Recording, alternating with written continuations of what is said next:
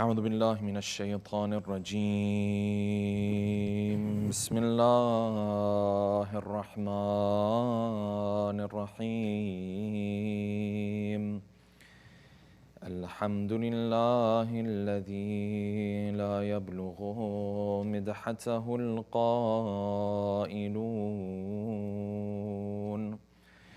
ولا يحصي نعماءه العادون ولا يؤدي حقه المجتهدون الذي لا يدركه بعد الهمم ولا يناله غوص الفطن الذي ليس لصفته حد محدود ولا نعت موجود ولا وقت معدود ولا أجل ممدود أما بعد فقد قال الله الحكيم في محكم كتابه الكريم أعوذ بالله من الشيطان الرجيم وإذ قال ربك للملائكة إني جاعل في الأرض خليفة قالوا أتجعل فيها من يفسد فيها ويسفك الدماء ونحن نسبح بحمدك ونقدس لك قال إني أعلم ما لا تعلمون وعلم آدم الأسماء كلها ثم عرضهم على الملائكة فقال أنبئوني بأسماء هؤلاء إن كنتم صادقين قالوا سبحانك لا علم لنا إلا ما علمتنا إنك أنت العليم الحكيم قال يا آدم أنبئهم بأسمائهم فلما أنبأهم بأسمائهم قال ألم أقل لكم إني أعلم غيب السماوات والأرض وأعلم ما تبدون وما كنتم تكتمون صدق الله العلي العظيم صلوات اللهم صل على محمد وعلى محمد. For the love of our beloved Prophet and his beloved progeny, a second loud salawat. اللهم صل على محمد وعلى محمد. For the hastening in the return of our beloved 12th Imam, a third final loud salawat. اللهم صل على محمد وعلى محمد. First and foremost, I want to begin tonight's talks as well as the next two nights that we are together by offering my condolences on the martyrdom of our beloved mother, Lady Fatimatu Zahra, salawatullahi wa salamuhu alayha. Allahumma salli ala Muhammad wa ala Muhammad wa ajjil farajahum. The topic that we'll be discussing tonight and tomorrow night is the topic of asking why in Islam. There comes a time at one point or another when we are taught about religious teachings where we might want to ask why with regards to a particular religious teaching. The reality is that you and I, living in this part of the world especially, live lives that are different from the lives of the people that we see around us. There's a certain way you interact with society around you. Maybe a woman wants to shake hands with a man with a woman. You might not be able to take part in that. The question that comes to mind is why? You might have to pray 5 times a day. The question that comes to mind is why? There are certain types of food that you can consume, they are halal for you. Other types of food you cannot consume, they are haram for you. The question that comes to mind is why? And many other teachings of Islam that the question of why comes to mind when you learn about those teachings. And this is a fundamental characteristic of the human being. If there is one of the characteristics that sets the human being apart from the rest of the creation that Allah subhanahu wa ta'ala has created, it is this characteristic, that the human being is always asking why. He's always curious to go further and unveil a deeper layer behind a certain phenomena. The fact that he observes the phenomena is not enough for him. He wants to go deeper and understand the wisdom behind it, the reasoning behind it. And he won't stop until he finds the answer to that question. Therefore, if a human being sees an apple fall from a tree, he'll ask why. Why did this apple fall from this tree? Slowly, this will lead to him, for example, finding out about gravity. Similarly, when the human being comes across religious teachings, this idea of asking why, this characteristic of wanting to learn more and see what's happening behind the scenes and behind the curtain also applies here. So when Allah subhanahu wa ta'ala tells him he has to fast for 30 days, he's going to ask why. When Allah subhanahu wa ta'ala tells him he has to pray 5 times a day, he is going to ask why. That is where this question comes into the picture, because fundamentally we have to understand, first of all, what is Islam's take on us asking why when it comes to religious teachings? If God tells me to pray 5 times a day, is it okay for me to turn around then and say, why do I have to pray 5 times a day? Why not 6 times? Why not 4 times? If Allah subhanahu wa ta'ala tells me that when you're doing dhabiha for this animal, there are particular conditions, is it okay for me to turn around and ask why? Why is it that the name of Allah has to be mentioned when the animal is being slaughtered? Why not before it? Why not after it? If it's simply a matter of remembering Allah subhanahu wa ta'ala, shouldn't it be enough for me just to remember Allah subhanahu wa ta'ala and not have to mention the name in particular? And tens of other questions that will come to our minds. Therefore, tonight and tomorrow night, we want to delve into this topic. And in order to do so, we'll pose the following questions. Number one, in general, does Islam see asking questions with regards to the why behind things, the why behind rulings? Does Islam see this in a negative light, or does Islam see this in a positive light? Number two, what did Allah subhanahu wa ta'ala say and how did he react initially when the angels questioned his decision when it came to the creation of Adam? These verses that I started the lecture with. How did Allah subhanahu wa ta'ala respond to their questions? Number three, did the companions of the Prophet and the Ahlul Bayt ever sit down with them and simply ask them why? Ya Rasulullah, you told us to do this. Why did you tell us to do this?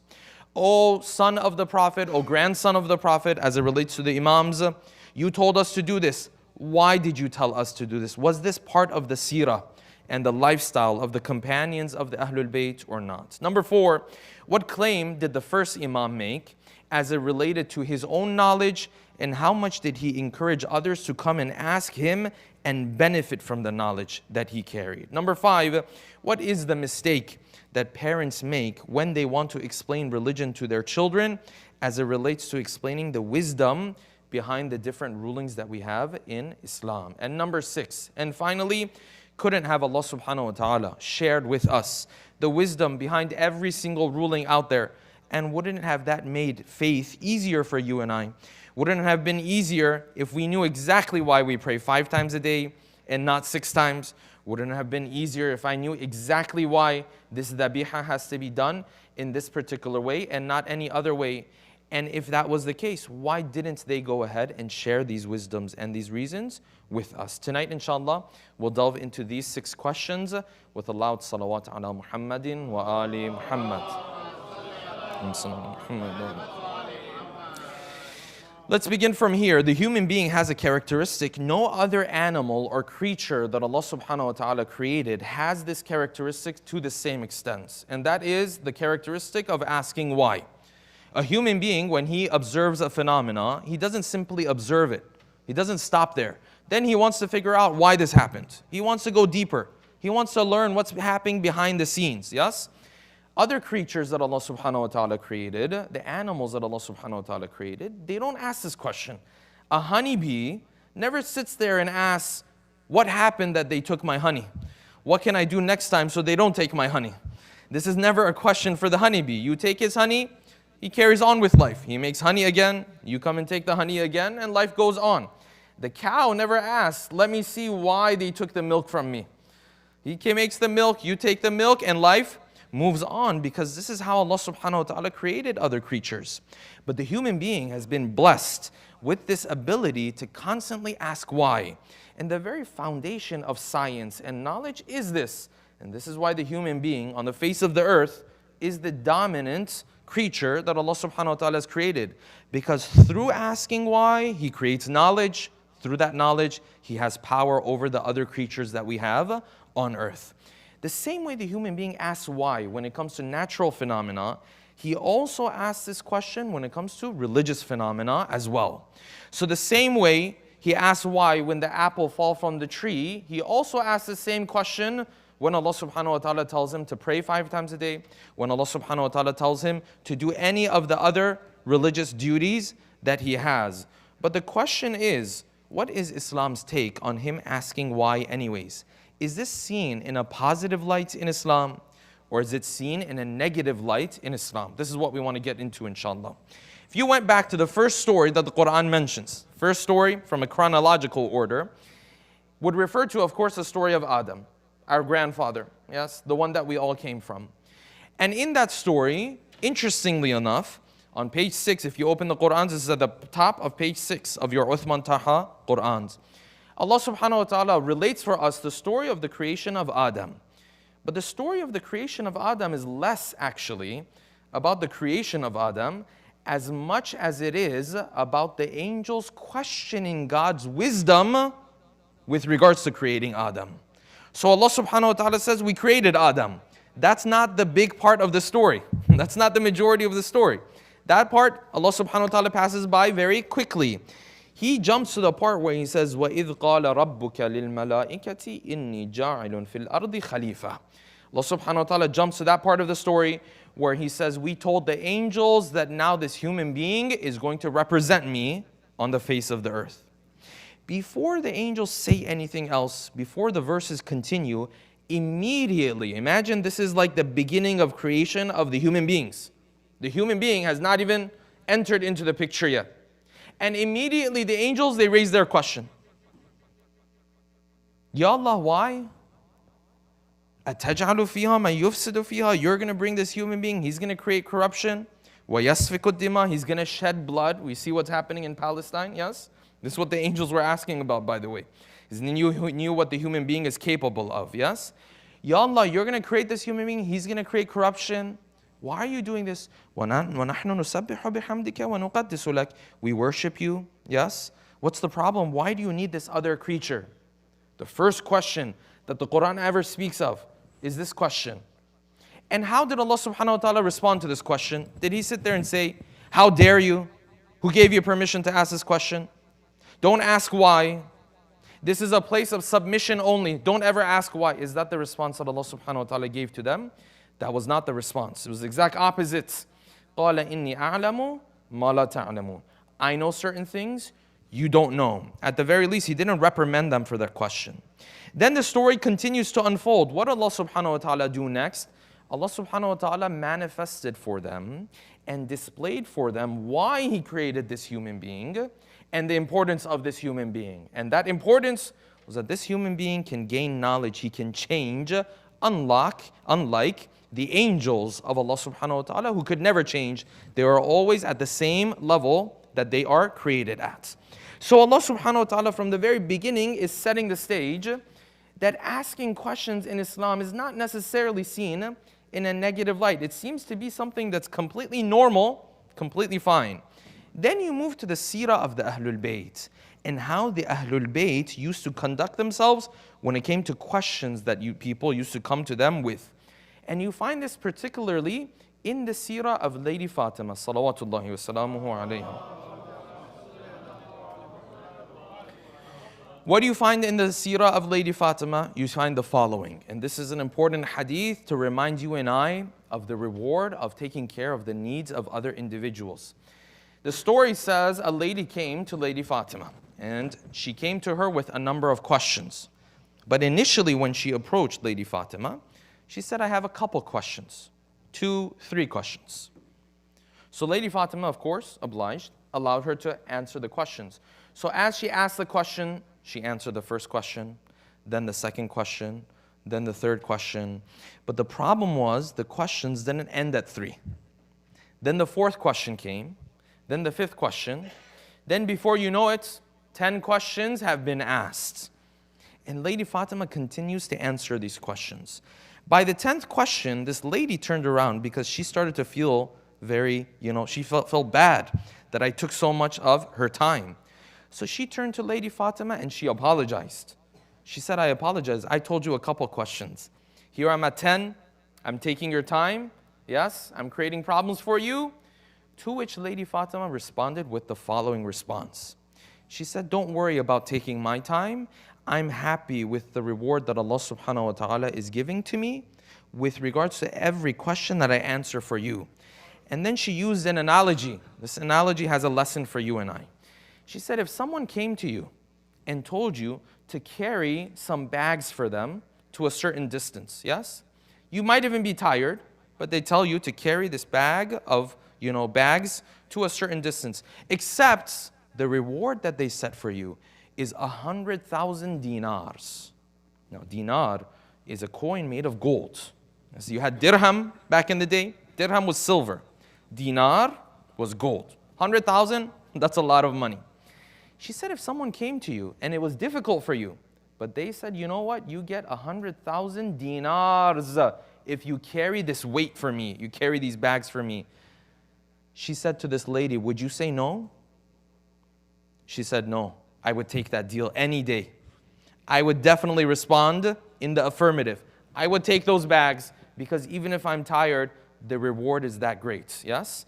So Lady Fatima said, every time I answer a question of yours, Allah subhanahu wa ta'ala rewards me in that way.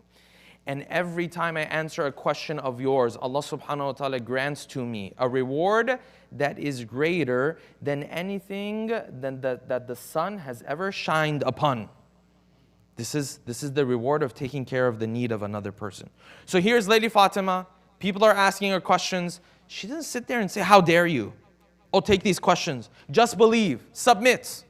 No, it seems like she entertains the questions at the very least. Where else do you see this? In the seerah of her husband, Imam Ali ibn Abi Talib, salawatullahi wa salamuhu alayhi. With the first Imam, not only did he entertain questions, he used to go out and tell people to come and ask him questions. And this particularly happened after finally he was recognized as the Khalifa, nearly after 25 years after the Prophet had passed away. The narration says, Asbagh ibn Nubata, companion of the Imam, he says when finally the Imam was recognized as Khalifa, he came and he sat on the mimbar in the masjid. And he had with him the aba of the Holy Prophet. Muta'ammiman bi'imamati Rasulillah. He had with him the imama of the Prophet. Mutaqallidan sayfa Rasulillah. He was carrying with him the sword of the Prophet. Mutana'ilan na'la Rasulillah. He had with him the sandals of the Prophet. Yes, all the personal belongings of the Prophet passed on to him. The narration says he came and he sat on the mimbar. He crossed his fingers like this, and then he said a line that no other companion of the Prophet has ever dared to utter. He said, Saluni qabla an tafqiduni. Ask me before you lose me. When someone says that line, either they really know everything, or na'udhu billah, God forbid, they have no idea what they're talking about. It's one or the other. There's no third option. When you make a big claim like that, either you are sure and fully confident in yourself, or you don't know anything. And the latter definitely doesn't apply to the first Imam. Therefore, it definitely was the first. So the Imam continued, he said, come and ask me. Did the Imam ever sit there and say, no, don't ask why. Go home. Just believe. Just submit. No. He's sitting on the mimbar. He's telling people, come and ask me. He said, if you give me permission, you give me the ability, I will answer the people of the Tawrat based on the Tawrat. And I will answer the people of the Injil based on the Injil. And I will answer the people who follow the Quran based on the Quran, to an extent that the Injil and the Quran and the Tawrat will come to life. They will say, Sadaqa Aliyun ma kadhib. They will come to life and they say, whatever Ali said is true. He never lied. Yes? Aloud salawat. Allahumma salli ala Muhammad.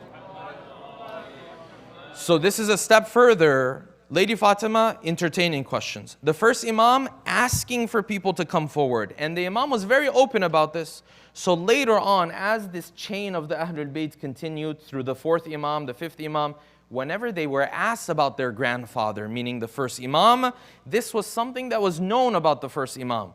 They used to say, yes, that was our grandfather. He used to say, Saluni amma shi'tum, ask me of whatever you like. So the fifth Imam, when his companion asked him, is this true? Your grandfather uttered these words, he made this claim? He said, that is true. My grandfather used to sit on the minbar. He used to say, Saluni amma shi'tum, ask me of whatever you like. Then you find the Ahlul Bayt answering questions in situations where you and I would not be willing to answer or entertain a question. Where is this? Imagine the beginning of a war. If you're getting ready for a war, asking theological questions is the last thing that you give time to, yes? If you're getting ready for war, everyone's put on their armor, they're about to enter into battle, this is not a time, yes? Oh, Sheikh, what do you think about this? Oh, my dear Imam, what do you think about this? In these situations, you and I would say, enough with the questions. We don't have time for questions. It's a time for battle, yes? But you find in the seerah of the first Imam, even before they're about to head into battle, in particular, the Battle of Jamal, the two sides are prepared. The two armies are ready to go. The narration says, an A'rabi came. A'rabi were the Bedouins who were not as cultured as the people who actually lived in Medina and other places. They were Bedouins, they were not so familiar with the customs and the culture of the people who actually lived in Medina. Therefore, he found the worst time to come and ask this question. The two armies are set. The first Imam is on one side. The army of the wife of the Prophet is on the other side. He came forward. He said, Ya Amir al-Mu'mineen, I have a question about Tawheed. Before the battle is going to begin, the companions of the Imam jumped at him. They said, what do you mean Tawheed? This is the battle. It's about to begin. No time for these questions. Set it aside. Go ask some other time. Not the time for it. But you find the first Imam said, no, don't shut him down. Let him ask his question. Because this Tawheed and spreading the knowledge of Tawheed is exactly what we are fighting the other side because of. This is the reason why we're at this battle. And then the Imam continues in that narration. He says there's 4 forms of Tawheed. 2 of them we accept, 2 of them reject. Long narration. You and I would not even entertain questions in these moments, yes? But you find that Ahlul Bayt encouraged people to come and ask questions. So much so that if you look amongst our compilation of hadith books, you will find different names. Yes, you will find Al-Kafi is the one most of us are familiar with. And you will find others like Al-Faqih and so on and so forth. You will find one hadith compilation book known as Ilalush Shara'i', the reasons behind legislations. This is a compilation of hadith that Shaykh al-Saduq put together, nearly 2,000 narrations. What do all of these narrations have in common? All of them have in common that the person who came and asked the question was asking why. Why, Ya Rasulullah, do we pray? Why, Ibn Rasulullah, at this time? Why do they call the dunya dunya? Why do they call the akhirah the akhirah? Constantly part of the seerah of the Ahlul Bayt. People were coming to them asking why. Therefore, this idea of asking why is not something that Ahlul Bayt taught us to shut it down. Don't ask this question. You don't have the right to ask this question. No, it seems as though they even encourage the asking of these questions. Now, in order to get into dissecting this topic a little bit more, understanding the different types of why that we ask, let us have, inshallah, a loud salawat, please. Allahumma salli ala Muhammad wa ala Muhammad. If you go through Ilal al-Shara'i' or any of the other narrations, you will find the type of whys that people ask, that you and I ask, are of 2 different types. They are not to be mixed with one another. The first type of why is when someone asks you why, but what they mean is, how do you know that this teaching is part of Islam? For example, someone comes to you, especially like for example, you will find between Ahl Sunnah and the Shia school of thought, yes? You might go to someone who is Sunni and say, why do you cross your hands when you're praying? When you're asking why, you don't mean the wisdom, the benefit, the philosophy behind it. That's not what you're talking about. You're talking about what? Where's the hadith? Where's the verse of the Quran? Where's the sunnah of the Prophet? Yes, show me this is part of the religion. This is the first type of why. When you ask why, you're not asking for the wisdom and the reason behind things. You're asking for the proof that it is part of Islam. Similarly, someone from Ahlul Sunnah might come your way, say, listen, I've seen you pray on turba. You pray on this dirt, for example, on this stone, whatever. Why? When he says why, he's not asking for some scientific reason. He's asking for some hadith or verse of the Quran that points him in the direction that this is part of our faith. Yes? This is the first type of why. Then you have a second type of why, which we will spend most of our time on that one. The second type of why is when you know something is part of Islam. You want to understand the wisdom and the reason behind it. You want to understand the philosophy behind it. You say, why do we pray 5 times a day? You already know this is part of Islam. You want to understand the wisdom, the benefits, the philosophy, the reasoning behind it. Yes? This is the second type of why. Each of these, we have to see if Islam has encouraged us to ask that type of why or not. Let us begin with the first type of why. Another loud salawat, please. Allahumma salli ala Muhammad. The first type of why, I ask why and I want proof that this is part of Islam. I don't need no benefit or reasoning or philosophy or wisdom. That's not what I need.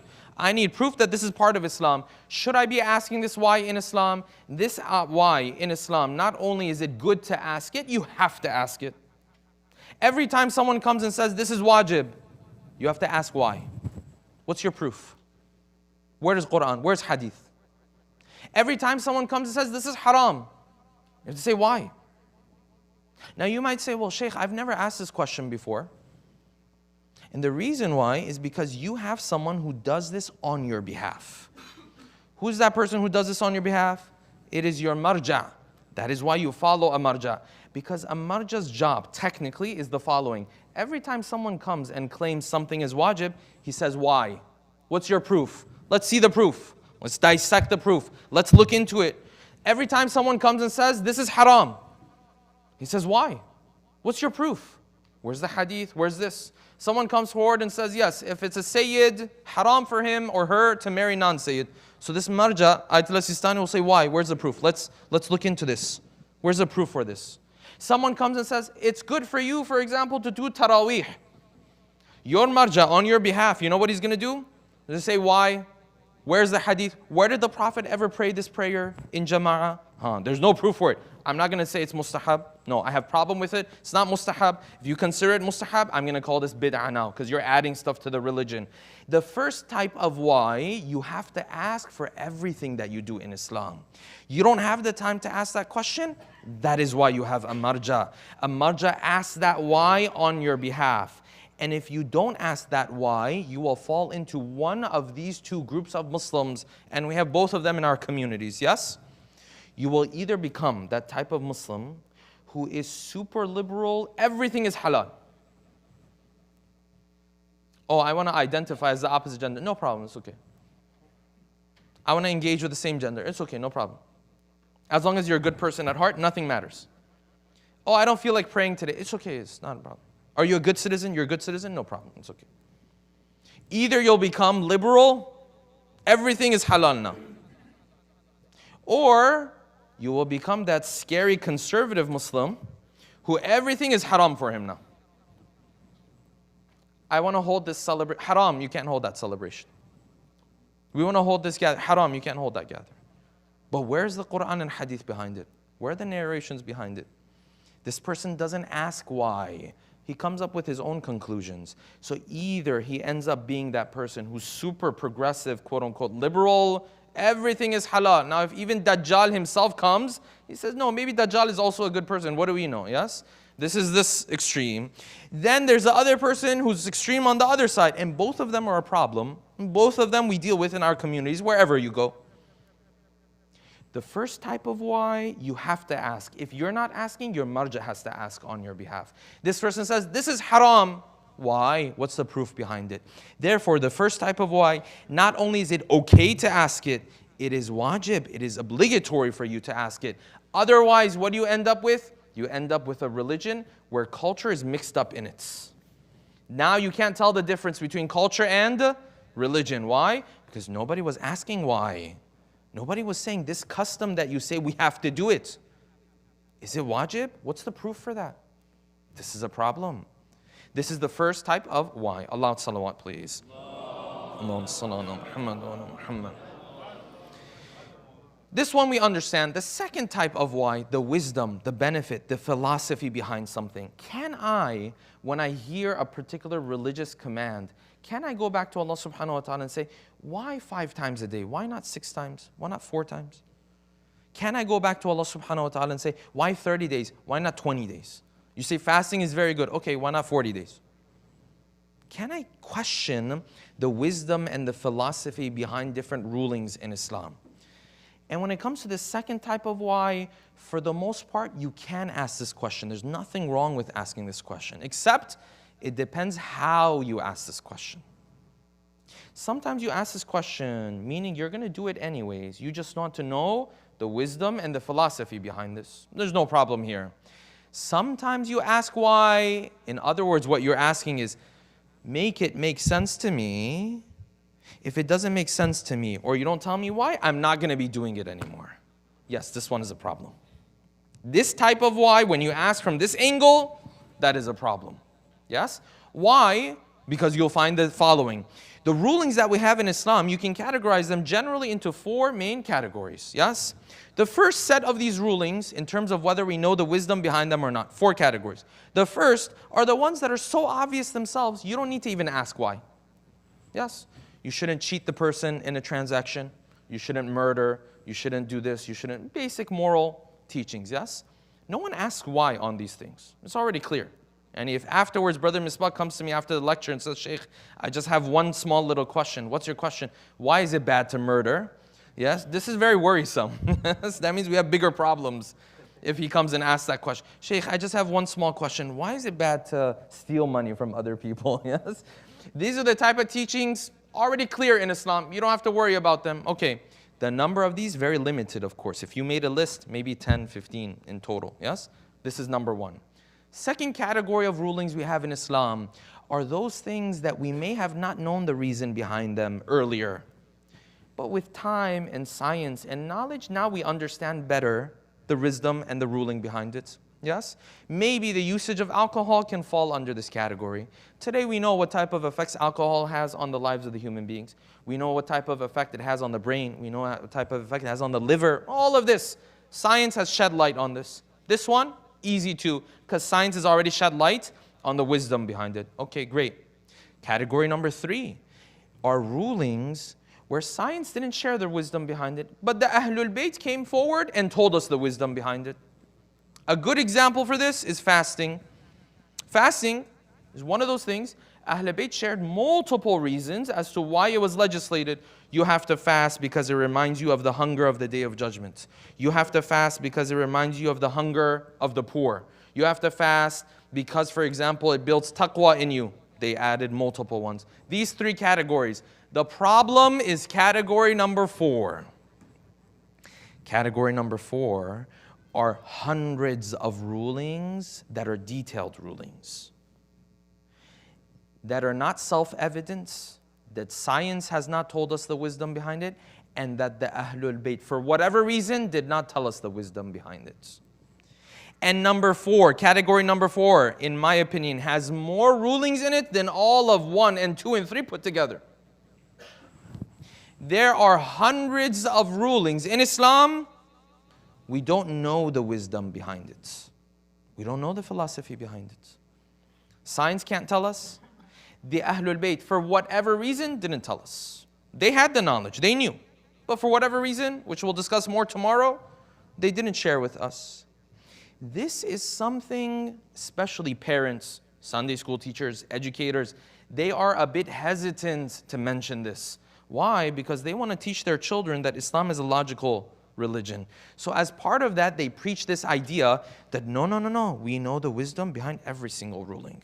We know why we do this, we know why we do that. And that is one of the biggest mistakes a parent can make in raising their children. Promoting this idea that everything we do in Islam, we know the reason behind it.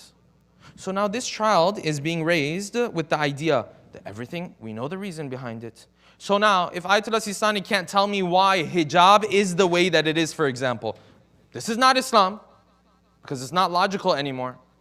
Why? Because his parents growing up told him, we know the wisdom behind every single ruling. No, we don't know the wisdom behind every single ruling. There are hundreds of rulings we don't know the wisdom behind them. This is something we have to understand. This is not a knock against Islam. Tomorrow we'll explain. This is what makes Islam what it is. No faith is a faith if you know the wisdom behind every single ruling. It's impossible. It's not even faith anymore. It's not even belief anymore. Tomorrow we'll talk about this more. There are hundreds of rulings. You're doing wudu. Now the marja tells you if you go upwards on purpose, immediately batil. Why? Oh, we have this hadith. No, I understand we have hadith. What's the wisdom behind it? What's the reasoning behind it? They didn't tell us. You're doing mess, for example, your head has to be dry. Why? They didn't tell us the wisdom behind it. You're doing mess on your feet, can't be wet. Why? I don't know. They said you're doing hijab, you have to cover everything except for the face, for the sisters and the hands, for example. Yes? Why? We don't know the detailed answers behind these questions. And people hear this and think this is a knock against. This is not a knock against Islam. Islam is very open about this. There are hundreds of rulings. We do not know the wisdom behind them. We do not know the reasoning behind them. Because for whatever reason, Ahlul Bayt didn't share with us the wisdom behind these rulings. And the list on this goes on and on. So someone says, but Shaykh, I thought our religion is a logical religion. Isn't this like blind faith that Islam told me you only go downwards and didn't even tell me why, and still I'm expected to only go downwards? It would have been blind faith if Islam didn't give you reason to believe in the fundamentals of the religion. The fundamentals of the religion. If it's not proven to you that God exists, if it's not proven to you that there is a messenger, if it's not proven to you that the Quran is a miracle from Allah subhanahu wa ta'ala, then yes, it would be blind faith. But the idea is you believe in these things. The idea is these things have been proven to you. If they haven't, that's a discussion to be had. But once I already believe this is Quran, word of God, this is Ahlul Bayt, they speak on behalf of God, they don't tell me the wisdom behind every single teaching. Yes, that's the reality of it. It's more than you can even count. The Ahlul Bayt are very open about this idea. Some of it they have shared with us. Majority of the detailed rulings, they have not shared this wisdom with us. It is a big mistake from a parent to bring up their child with this idea. Every time the child says, Baba, why do we do this? He has to come up with a reason. Oh, we do this because it's like this. We do this is because of like that. Sometimes you have to turn around. See, we don't know why we do this. We do this because an Ahlul Bayt told us to do this, who it's proven to us that they speak on behalf of Allah subhanahu wa ta'ala. And that is enough for us. That is enough for us. That is why this religion is called Islam. Islam means what? If you ask most Muslims, they'll tell you Islam means peace. Unfortunately, Islam doesn't mean peace. Yes, it's a religion of peace, but Islam, the word, doesn't mean peace. Islam means submission. Yes. So when you are walking into the room, on a big banner, it says submission. Then you walk in here, say, well, no, I need to know the wisdom behind everything. Why is this? Why is that? Like, Baba, you didn't see the sign when you were walking in? The sign really big said Islam. This is the part where you submit. Not blind faith. The fundamentals, you have those proven to you. The rest, yes, you have to submit yourself to those teachings. But the question that inshallah we'll end tonight's talk with, and inshallah we'll continue the discussion tomorrow, is this. Yes, I understand that I have to submit, and even if I don't know the wisdom behind a particular ruling, I have to act on it, and so on and so forth. But the question that still remains, couldn't have the Ahlul Bayt told us the wisdom behind all these rulings? We believe they had the knowledge. We believe they had 12 ma'sumin, 14 ma'sumin, 12 imams. They could have told us the wisdom and the reason behind all these rulings. Why didn't the Ahlul Bayt just make our lives easier and tell us the wisdom behind these different rulings? Imagine how much easier that conversation would be with your non-Muslim friend if he asked you, why do you pray 5 times a day? And then you told him because of some scientific energy in the world, you pray 5 times a day. Wouldn't he be so much impressed? Imagine if your Sunni friend turned to you and said, why do you pray with turba? And you said, because there's some energy in this dirt and it connects with the energy in the world. What are some scientific reasoning? Wouldn't that conversation be so much easier? Wouldn't so many more people embrace the faith if you knew the wisdom behind every single teaching and ruling? This is a question that remains unanswered. I understand we don't know the wisdom behind every single teaching, but couldn't have they just made life easier and told us the wisdom behind all of this? And wouldn't that have brought even more people into the folds of Islam? Maybe it would have. But on purpose, it seems, they didn't tell us the wisdom behind every single ruling. Tomorrow night, inshallah, we'll continue with this discussion as to why is it, there's multiple reasons, as to why they did not, on purpose, tell us the wisdom and the philosophy behind every single teaching. Yes, we do have narrations from Ma'sumin on select instances they did so. Amongst those is none but Lady Fatimatu Zahra, salawatullahi salamuhu alayha. Allahumma salli ala Muhammad. Where do you find this? You find this in Khutbah Fadakiyya, yes? Where in that khutbah, which is a lengthy khutbah, it is narrated in Balaghatun Nisa, and of course in Bihar al-Anwar later is narrated as well. You find in Khutbah Fadakiyya that Lady Fatima, when she came to the masjid, after it was already decided that Fadak would not be given to her, and that this oppression would happen to her, in that khutbah, she starts to begin to speak of the wisdom behind some of the teachings in Islam. Nearly 20 different teachings, Lady Fatima begins to explain the wisdom and the philosophy behind it. Let us take a moment to dim the lights, inshallah, and take our hearts to the city of Medina, where our beloved mother, Lady Fatima Zahra, is going through difficulty and is going through pain. Sallallahu alayki ya Fatima Zahra, sallallahu alayki ya bint Rasulillah. Imagine the atmosphere in Medina. Imagine the house of the Prophet in these days and in these nights. Maybe our mother Fatima Zahra at this point, it's difficult for her to get up and walk around the house at this point. Maybe it's difficult for her to take care of her own affairs at this point. Maybe losing a child has had such a detrimental effect on her that even life has become dark and difficult for her. And the masa'ib of Fatima Zahra does not begin just from these days and nights. You know, when the masa'ib of Fatima began, the first person who spoke of the calamities of Fatima was not even Ali ibn Abi Talib, it was her father, the Prophet. Because even when the Prophet was in his final moments in the deathbed, those moments he uttered words that were going to speak of the oppression that Fatima was going to go through, the difficulty and the masa'ib that Fatima was going to go through. Yes, if you take your hearts to the city of Medina, the final days of the Prophet's life, and the Prophet is in his deathbed, and the narration says that those moments, it was so painful for the Ahlul Bayt. Fatima used to come and see her father and break down in tears. And Ali ibn Abi Talib used to come and see the Prophet in pain, and he used to break down in tears. And Hassan and Hussein, these children, used to come and throw themselves on the body of the Prophet. And the narration says in those final moments, the Prophet told Ali ibn Abi Talib not to take Hassan and Hussein away from him, because he wanted to take advantage of those final moments to be with Hassan and Hussein for the final times.